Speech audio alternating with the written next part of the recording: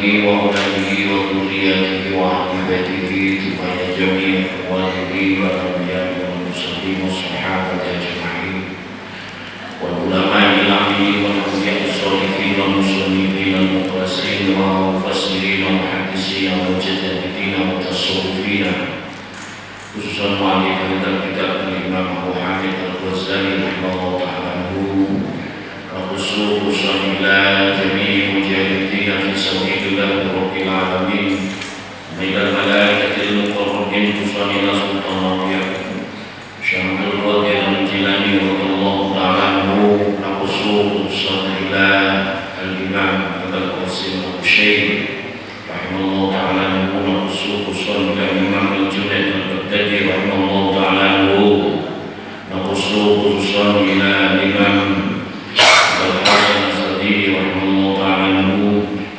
وخصوصا إلى جميع أولياء الله سبحانه وتعالى من مشارق الأرض إلى مغرب البر والبحر وصل إلى أولياء التسعة وخصوصا إلى جميع صاحب هذا القرية ورسولهم وفروعهم وخصوصا إلى جميع آبائنا وأمهاتنا وجداتنا وجداتنا ومشايخنا ورسولهم وفروعهم أن الله يؤتي درجاتهم بالجنة ويريد علينا من بركاتهم وأسرارهم وأنوارهم وأمورهم وكراماتهم ونفحاتهم في الدين والدنيا والآخرة وإلى حضرة النبي الأمي سيدنا مولانا محمد صلى الله عليه وسلم الفاتحة. أعوذ بالله من الشيطان الرجيم بسم الله الرحمن الرحيم الحمد لله رب العالمين الرحمن الرحيم مالك يوم الدين إياك نعبد وإياك نستعين اهدنا الصراط المستقيم صراط الذين أنعمت عليهم غير المغضوب عليهم ولا الضالين رب اغفر لي ولوالدي آمين. بسم الله الرحمن الرحيم. قال المؤلف رحمه الله تعالى ونفعنا به وبعلومه في دارين آمين. وقال صلى الله عليه وسلم sampun dawuh Gusti Kanjeng Nabi Muhammad Rasulullah sallallahu alaihi wasallam al-iman uryanun wa libasuhu taqwa wa zinatuhul haya'u wa thamaratuhu al-ilmu. Ya, hadis masih menjelaskan tentang keutamaan ilmu, tapi untuk menekankan penjelasan ini nanti kita akan bicara tentang takwa dan al-haya, takwa dan malu. Apa kaitannya dengan hadis ini? Al-imanu utawi iman iku uryanun halin utuh gak rambet. Walibasu takwa lan utawi penganggune pakaiane hu al-iman iku at-taqwa, takwa. Wakti marang Gusti takwa. Wazinatu lan utawi perhiasane iman iku al-hayatu malu, isi duwe isi. Wa tamaratuhu lan duwe iman iku al-ilmu, yaitu ilmu.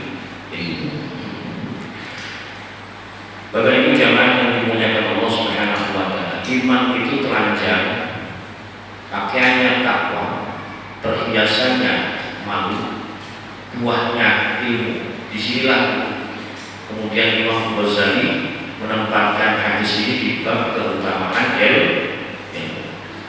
Jadi hadis ini terkait dengan sebuah kiasan indah yang disampaikan oleh baginda Nabi Muhammad SAW, atau dalam bahasa kita itu majas, atau dalam bahasa yang lain itu metafora.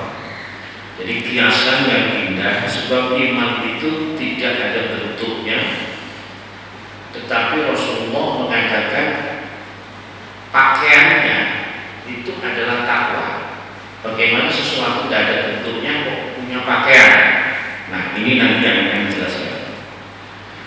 Jadi tidak memiliki bentuk lahiriah, tetapi dia butuh penutup untuk melindungi dirinya, yaitu iman, dari segala yang membahayakan dirinya, sehingga iman itu bisa jatuh kepada titik yang serendah-rendahnya atau orang kehilangan iman. Minimal adalah iman itu tidak sempurna. Banyak tidak sempurna iman seseorang, hadis tidak sempurna iman seseorang. Jadi jatuhnya di situ. Maka butuh pelindung dari seluruh yang mengganggu, yang menjadi penyakit daripada iman. Nah, ternyata pakaiannya itu adalah takwa. Nanti takwa ini akan dijelaskan dengan detailnya. Takwa itu secara bahasa artinya takut. Kalimat takwa itu secara bahasa artinya takut, tetapi secara syariat artinya al-imtisalil awamirihi wajibinabi nawahi. Apa itu? Yaitu melaksanakan seluruh perintah Allah dan menjauhi apapun yang dilarang oleh Allah. Nah, itu takwa. Dengan keutamaan bagaimana orang-orang yang bertakwa yang Allah kabarkan dalam Al-Quran, yang Rasulullah kabarkan dalam hadis, itu nanti yang akan kita bahas. Wazinatuhu al-hayat. Kemudian perhiasan iman setelah berpakaian pakaiannya takwa, dengan ibarat atau kias, kalau seseorang itu telanjang butuh pakaian untuk melindungi dirinya, untuk memuliakan dirinya. Sebab wong punika klamben ya ditunggu ingat ada ciri melaku orang gila, gak percaya sampai jajal. Ya percaya sampai jajal, jajal klambian melaku nembong. Nah, setelah berpakaian ternyata kehidupan manusia itu pakaian saja itu banyak perhiasannya. Ada bros, ada apalagi gantungan-gantungan dan segala macam, termasuk perhiasan yang menempel di tubuh manusia, khususnya adalah perempuan yang suka berhias. Ya, makanya Rasulullah itu jauh ad-dunya umatan.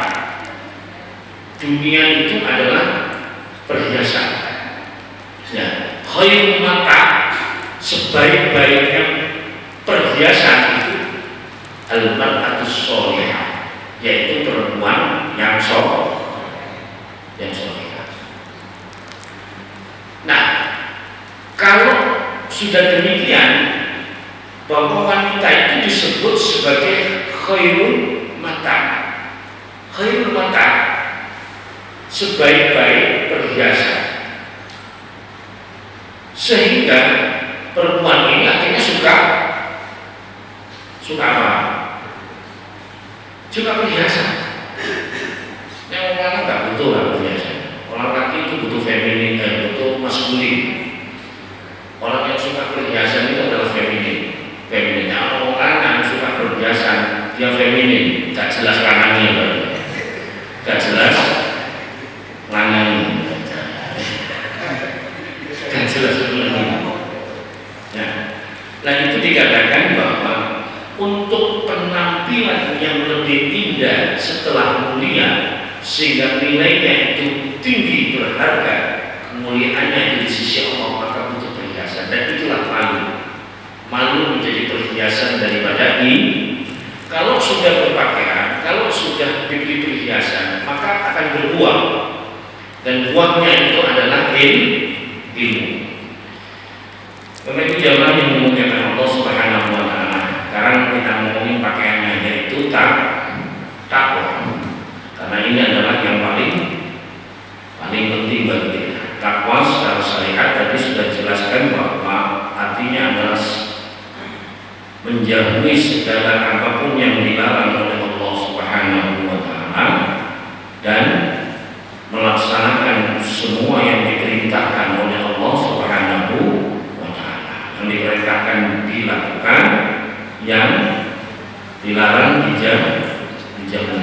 sering kali sehingga pesannya para ulama itu seringkali untuk pesan takwa salah satunya adalah rukun daripada khutbah Jumat untuk berpesan takwa kepada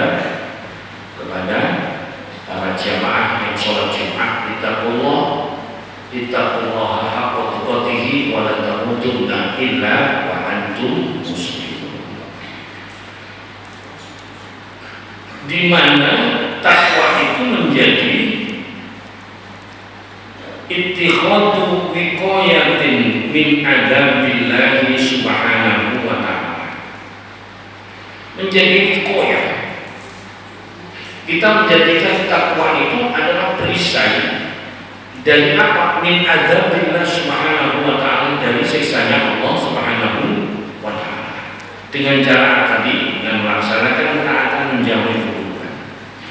Wa hiya jima'ul khairi kullihi. Yang dikatakan takwa itu adalah jima'i, kumpulan apa? Seluruh kebaikan itu ada pada takwa. Jadi kalau seperti itu, maka takwa itu menjadi barang yang paling penting dalam perjalanan kehidupan kita. Ya, seluruh kebaikan itu berkumpul di situ. Kemudian warasul hikmati, para ulama mengatakan bahwa dengan takwa itulah kemudian dia menjadi pangkal daripada hikmah.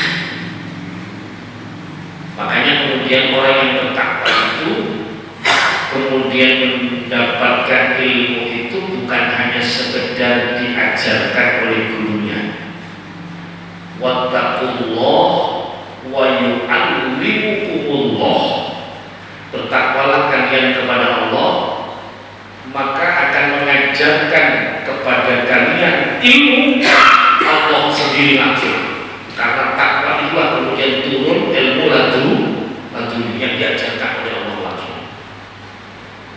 Jadi kalau awak dhewe nuntut ilmu kemudian gak pinter-pinter, berarti kualitas takwanya ini masih tanda tanya.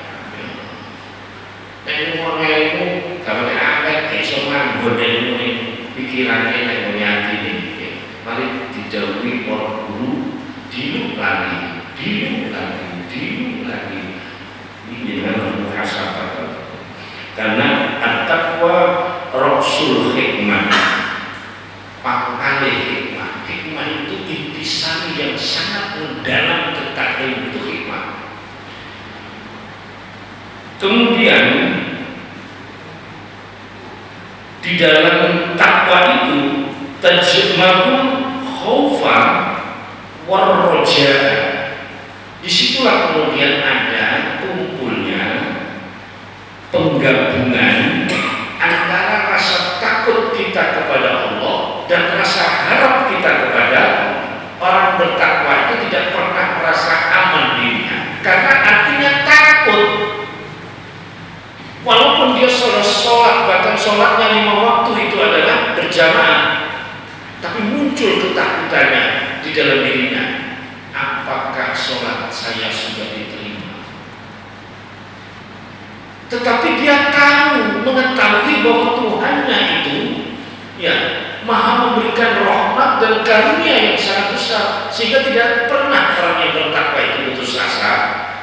Takutnya tetap melaksanakan ibadah, harapannya Tuhannya Allah Subhanahu wa ta'ala memberikan rahmat dan karunia.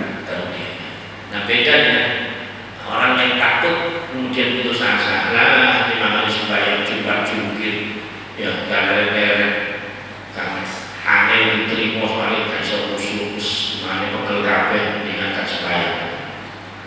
Mendingan gak sholat bisa. Nah, ini orang yang putus asa. Ketakutannya menjadi putus, ketakutan bahwa amalnya tidak diterima.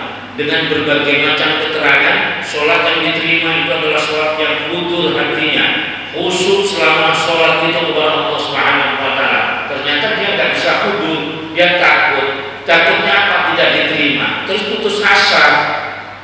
Bagaimana putus asanya? Yaitu tadi, ya daripada sholat mendingan nggak sholat sekarang. Kalau santai itu, Bapak Ibu jamaah yang dimuliakan Allah Subhanahu wa Ta'ala,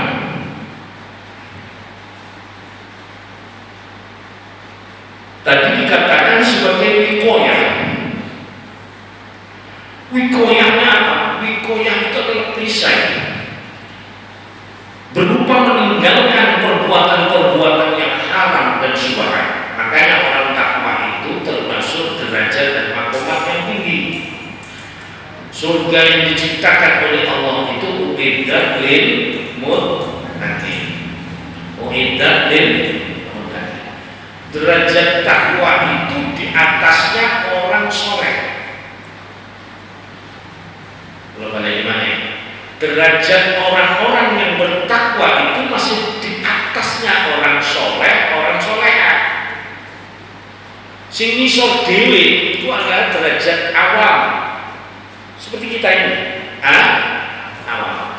Kalau diperintahkan tinggalkan yang haram, ya kita itu akhirnya takut dekat-dekat dengan yang haram. Walaupun kadang-kadang atau di antara kita ada sembunyi-sembunyi yang haram itu masih dilakukan. Tapi sebagian besar sudah meninggalkan yang haram. Kalau seseorang itu tarkul haram, meninggalkan yang haram, itu sudah orang awam. Orang awam. Kemudian kalau orang itu di samping meninggalkan yang haram, dia tinggalkan yang subhat. Yang subhat itu dikatakan Rasulullah bahwa la ya'lamuhunna katsirun minan nas. Tidak ada yang tahu subhat-subhat di sekitar kita yang banyak. Itu katsirun minan nas, banyak orang yang mengerti. Ini subhat. Apa subhat itu? Halal kan jelas, haram kan jelas. Jadi sama, tengah sama. Bisa meninggalkan yang haram, yang subhat, yang gak jelas halalnya, yang gak jelas haramnya, itu juga ditinggalkan. Maka ketika bisa meninggalkan dua ini, orang itu naik dari awam ke soleh. Ke soleh. Ya Allah meninggalkan yang subhat ini. Saya tanya kepada jenengan. Jenengan kalau beli makanan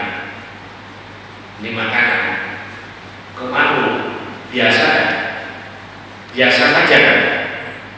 Semua orang melazimkan atau membiasakan bahwa kalau kita beli makanan di warung itu adalah hal yang lumrah dan biasa. Betul?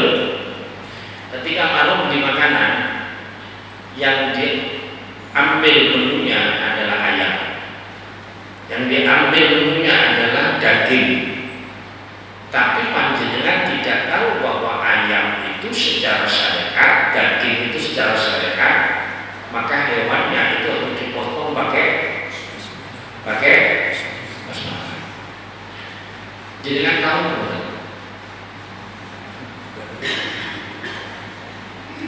Tahu enggak? Nah, kalau kita tidak tahu berarti itu barang sama. Itu barang subhat. Nek kepingin lauk ayam ya tuku urip dibelek. Nek kepingin daging ayo mau sapi. Ya enggak, katanya itu lah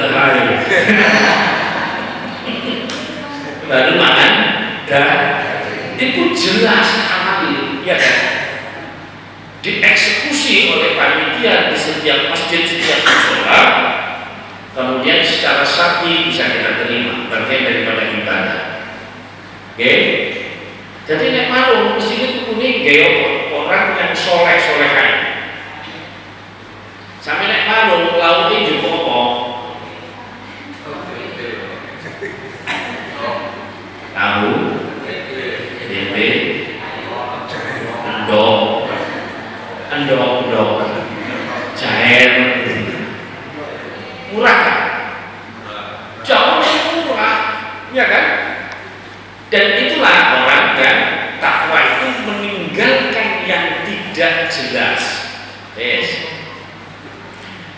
Sekarang semakin kesini orang itu dikatakan Rasulullah terjadi la ya'lamuhunna katsirun minan nas. Tidak ada yang tahu banyak orang tentang syubhat ini.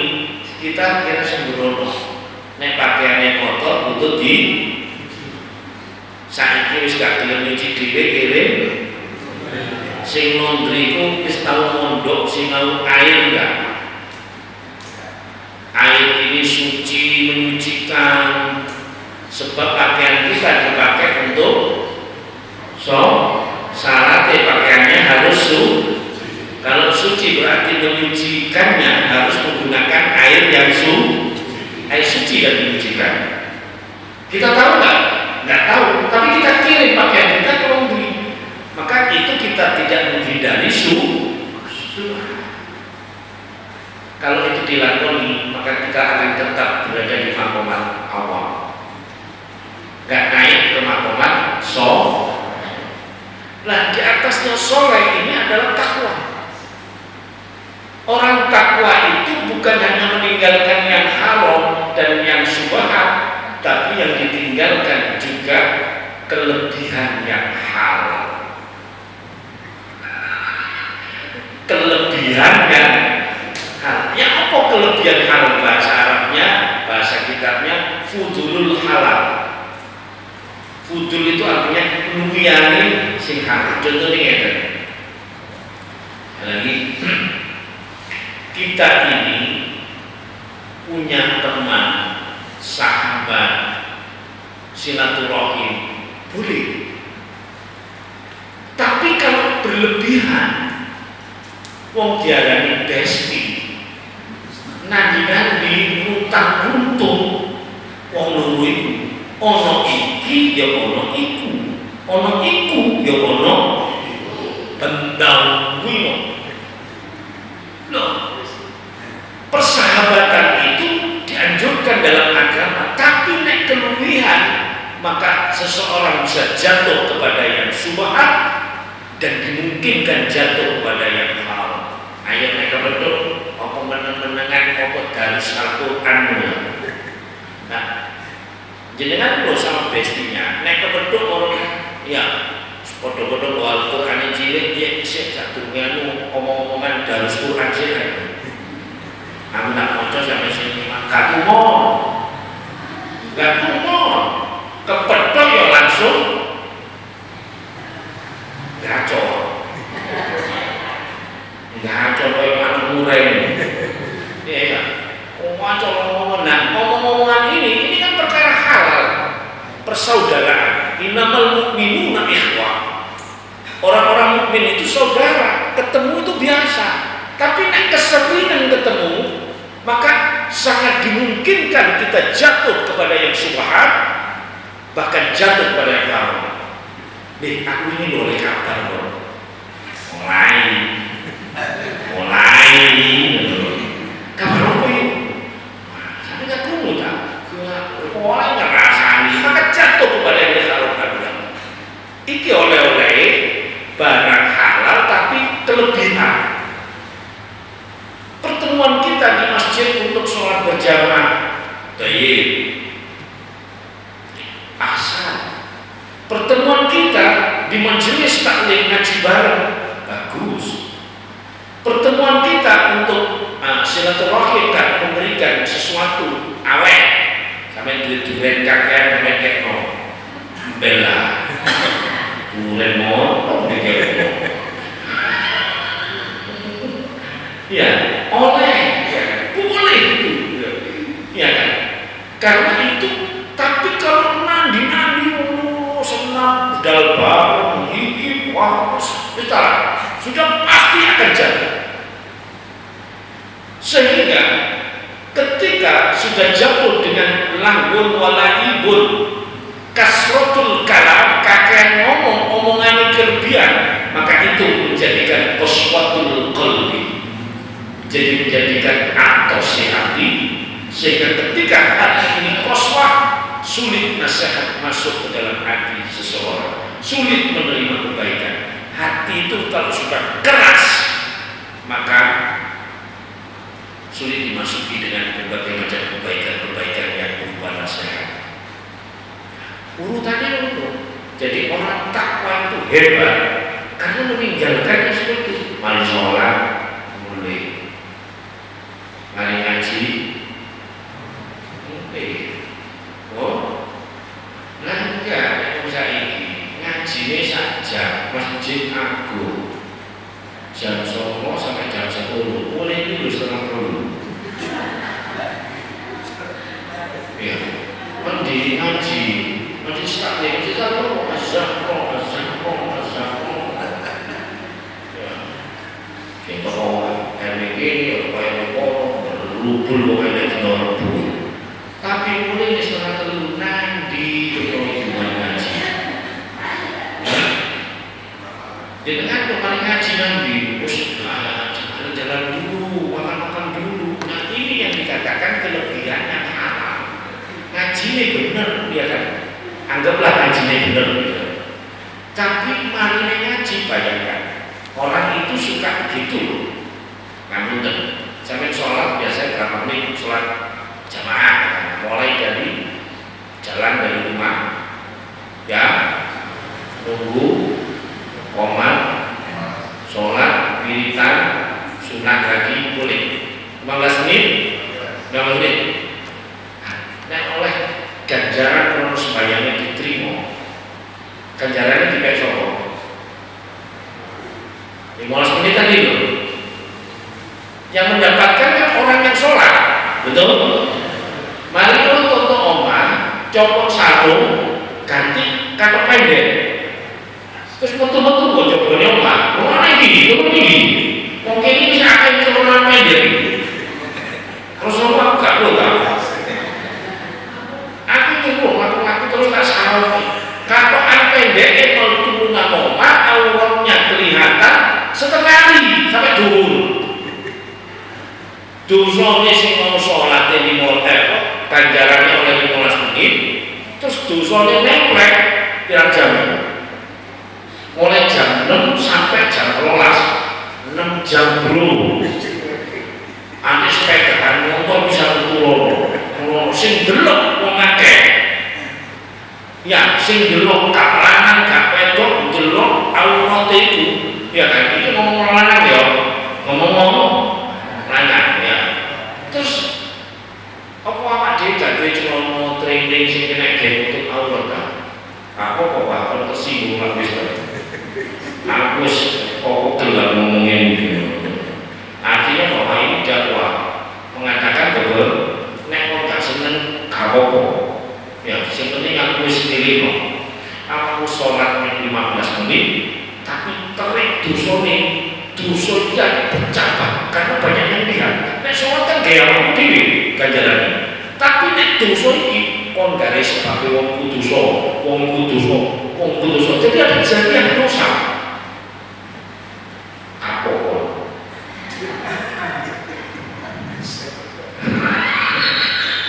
Gak sadar gitu ya, gak sadar. Si terang aja lah, sudah lah. Balik aku sampai buka nomornya. Kanuan pendek orang atas 11.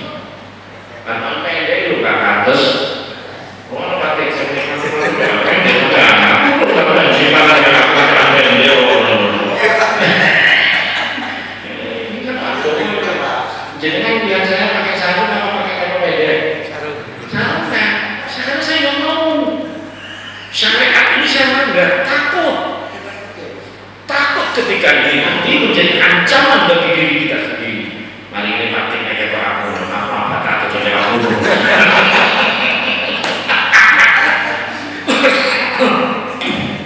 Tadi udah dibaca. Kalau cangkrik, aku mulai rumah tadi udah di masalah ini. Yang penting saya sudah ingatkan urusannya setelah itu adalah urusan yang pulau buat kirim no tusuk bisa lagi dong. Nah, inilah takwa, ada takut, tapi itu dilanggar. Makanya takwa ini menjadi perisai. Perisai itu adalah tameng, ya apa wikoya. Nah, orang-orang yang bertakwa itu menurut para ulama itu begini.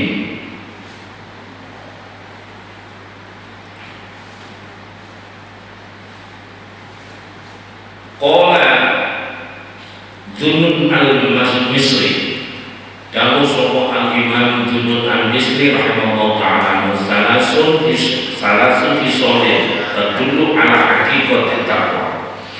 Ada 3 perkara yang menunjukkan 3 perkara itu adalah hakikat daripada takwa yang sebenar-benarnya. Hakikat takwa sebenarnya. Yang pertama, khaufun yamna'u minal maksiat. Orang itu takut melaksanakan, mencegah dirinya dari maksiat. Memang ini paling berat. Dan lama-lama kalau maksiat itu dibiasakan menjadi kebiasaan, terus awak dhewe gak ngurmani itu dosa. Wong adong dilambi sama ngomong ta. Iya ngerti aku, bener. Ya ngerti ya. Ngomong wis biasa menungso urip ya ngomong. Gak ono menungso urip menengen. Tapi ternyata omongan ini ditoto kali aku ngomong. Ditoto oleh agama. Nek ngomong ku sing penting-penting, sing apik-apik, jangan ngomong kakean. Omongannya akeh, kalau manfaatnya tambah goyang kok gak seneng. Orang yang banyak tawa, masya Allah, itu ancamannya. Orang yang banyak tawa itu banyak sekali, dijauhkan dari rahmat, dijauhkan dari keberkahan hidup. Karena ada cuma guyu, yang guyu kan nabi, yang guyu ini mesem. Ini berapa? Ya komedian sih sedangkan kayak guyu mata elang nonton. Loh, peninggalannya itu masih muda-muda, ya kan? Bahayanya itu kehidupannya itu kehilangan berkah. Nah, yang pertama adalah takut orang itu pada dirinya dalam melakukan maksiat. Yang kedua adalah roja. Warojatun yahminu ala ta'ah, yaitu harapannya yang mendorong dirinya bukan tambah putus asa, tambah menjadi melakukan ketaatan. Karena kita berharap ibadahnya diterima, berharap mendapatkan kemuliaan dunia akhirat, berarti memotong kata ibadahnya. Nah, yang kedua. Yang ketiga adalah wahayatun yasrifu anil qabaih, yaitu malu ya kalau dia itu melakukan qabaih, perbuatan yang keji dan munkar. Ya, malu disebut di sini. Nah, saya ngomong bisa berisi karena siapa lumrah. Ya, sampai menggolong tempat-tempat yang jauh. Kemudian tempat itu sudah menjadi kebiasaan. Pulau ini nanti Lombok itu wonten jenenge Gili Trawangan, betul. Satu pulau namanya Gili. Pulau untuk mana? Tak keluarga, takut numpak speedboat, tak pulau itu ternyata baru kambing. Lanangnya itu baru kambing. Lontar rambut kok atas kambing. Cek benahi aduh. Nonton bule-bule, nek didelok kok kanca liwat ngono yo.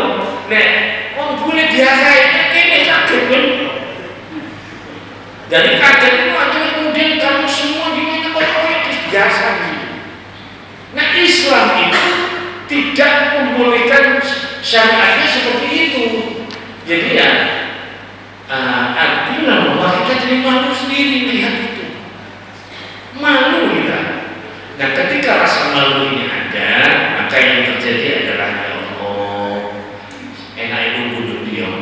Ya, boleh masjid kau sakulo itu. Kalau masjidnya ternyata tunggu kamu siagan akhirnya tak agani dewi tak sholati dewi tak imam-imami dewi kalau mau nih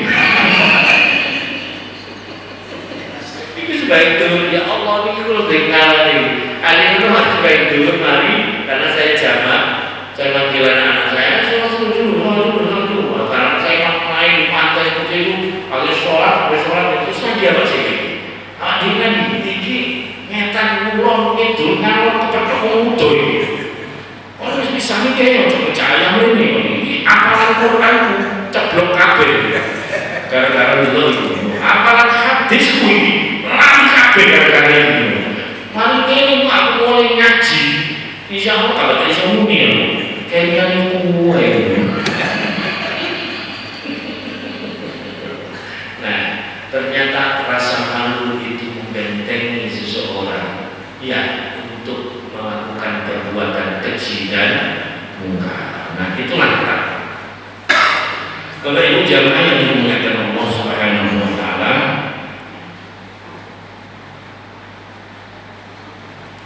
kemudian secara khusus bahwa hadis itu menyebutkan tentang al-haya. Al-haya itu jadi perhiasan. Para ulama mengatakan bahwa yang disebut al-haya madu niku khuluqu yab'atsu ala ijtinabil qabih. Mau akhlak yang mendorong untuk menjauhi perbuatan yang buruk dan keji serta mungkar. Wa yamna'u min at-taksiri fi haqqi bil haqqi. Manu itu mencegah dari kelalaian dalam menunaikan hak orang lain. Karena apa? Betul ini hak orang lain nek sampeyan diutang nang wong iku sing diutang itu duwe hak nerima pembayaran saking awak dhewe. Awak dhewe sing utang duwe tuan.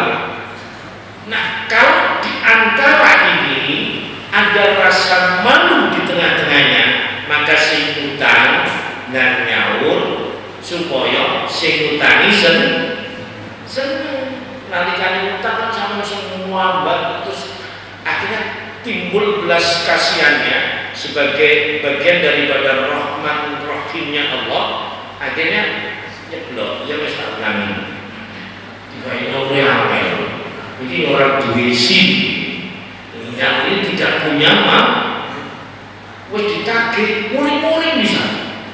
Kau nggak percaya lah kalau aku, yo, loh, aku itu harus percaya kalau aku, makanya kau tak utangi, sakit cara nyaluri, kau ini loh utangnya biar kau melas, giliran mau males, melas, males, maka orang yang demikian ini dikategorikan orang yang tidak punya malu sehingga imannya itu tidak ada perhiasan.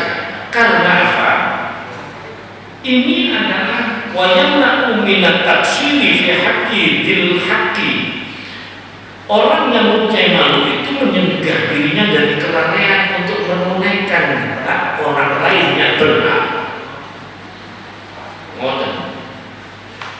Ketika orang lain itu punya hak dari diri kita, maka kita tunaikan hak kita. Hakul muslim alal muslim itu banyak sekali.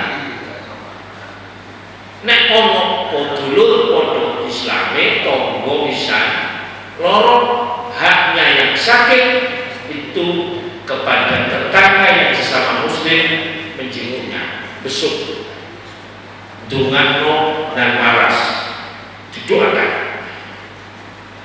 Kalau kita tidak datang berarti tidak menunaikan hak orang lain saudara sesama muslim.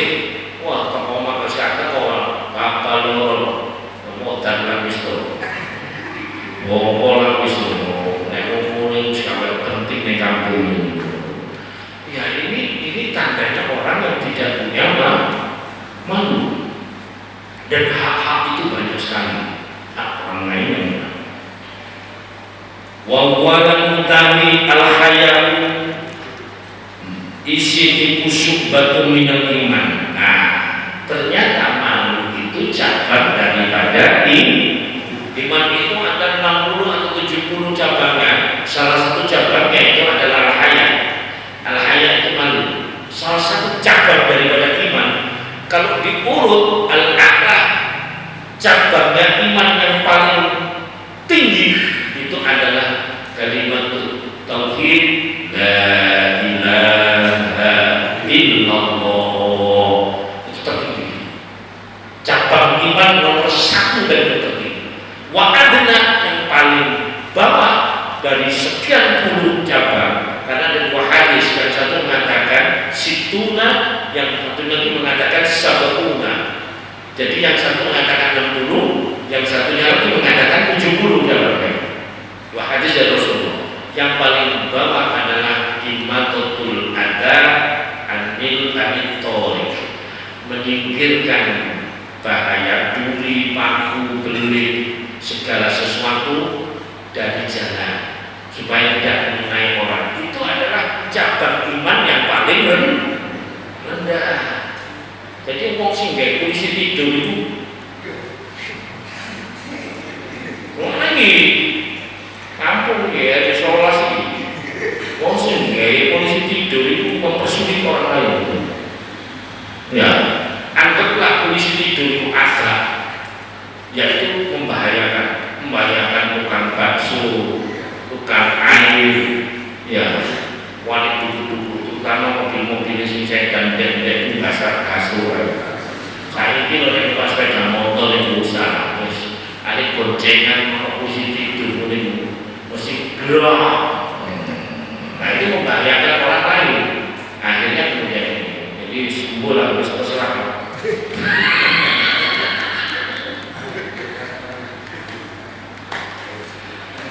Wazinatul insan lan utawi al-haya'u kang aran malu isim itu adalah perhiasan manusia, wasirrun hayatil qalbi lan dadi rahasiane kehidupan hati. Bayangkan, malu itu jadi rahasia kehidupan hati. Hati kita itu butuh hidup. Kalau hati hidup itu bercahaya, perlu disirami dengan berbagai macam hal yang nanti mampu menghidupkan hati. Nah, ternyata rahasianya dari kehidupan hati itu adalah rasa malu. Makanya hadis dari Rasulullah, rasa malu itu adalah kebaikan. Khairul kullah. Semua kebaikan itu terkumpul kepada rasa malu. Sehingga kita ini terhadap hal-hal yang dilarang oleh syariat, dilarang oleh Allah, dicegah oleh Rasulullah, maka malu ini menjadi sifat yang terpuji. Tapi ketika berhadapan dengan hal-hal kebenaran yang dilanggar agama, kemudian dilecehkan, ya, dinodai, maka kita harus keras. Maka kerasnya kita itu digambarkan Quran, asyiddatu 'alal kuffar, keras kepada orang-orang yang kafir, ruhamaa'u bainahum, dan berbelas kasih kepada sesama orang Islam. Masya Allah. Nah, kemudian selanjutnya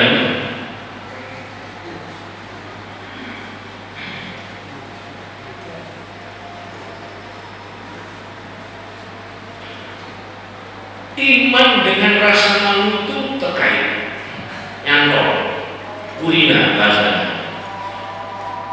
Apabila salah satunya hilang, imannya yang hilang atau malunya yang hilang, salah satunya yang terangkat, maka yang lain pun ikut hilang. Tidak bisa ini kemudian diam sendiri. Iman dengan malu itu selalu menjadi satu kesatuan. Satunya hilang, satunya ikut hilang. Satunya menetap, satunya harus menetap. Nah, seperti itulah gambaran yang digambarkan oleh para ulama. Bapak Ibu jamaah yang dimuliakan Allah Subhanahu wa taala,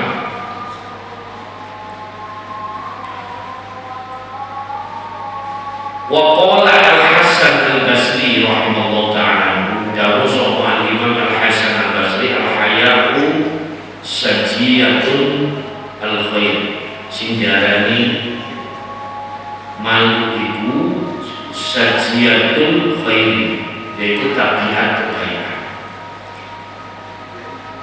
Tabiat tadi kan wadah, tabiat itu wadah yang ngati itu bisin mulai ya. Kemudian wattaubatu ta'dinin.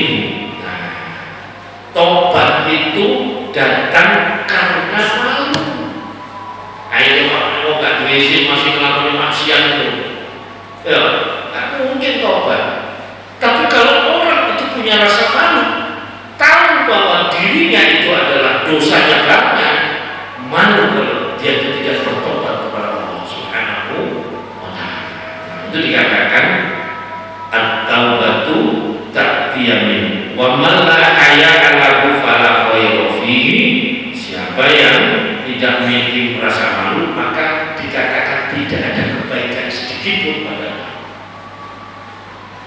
Innal haya'a yahmilu sahibahu ala tarkil munkari wa yad'uhu ilal amali bit-ta'ati. Sehingga malu itu mendorong pemiliknya meninggalkan kemungkaran dan mengajak kepada ketaatan kepada Allah Subhanahu wa Ta'ala. Mudah-mudahan ini akan menjadi pengingat kita. Allah jaga iman kita supaya iman kita yang sempurna. Amin. Dan Allah kemudian memberikan kemurahan kita sehingga kunci-kunci kebaikan seperti watak-watak yang digambarkan atau akwalul qalbi, perbuatan hati kita ini kemudian kita dimampukan oleh Allah yang seperti digambarkan oleh Imam Ghazali dalam kitab Ihya. Mudah-mudahan ini akan menjadi satu pengingat bagi kita dan mudah-mudahan ini akan menjadi ilmu yang manfaat. Amin ya rabbal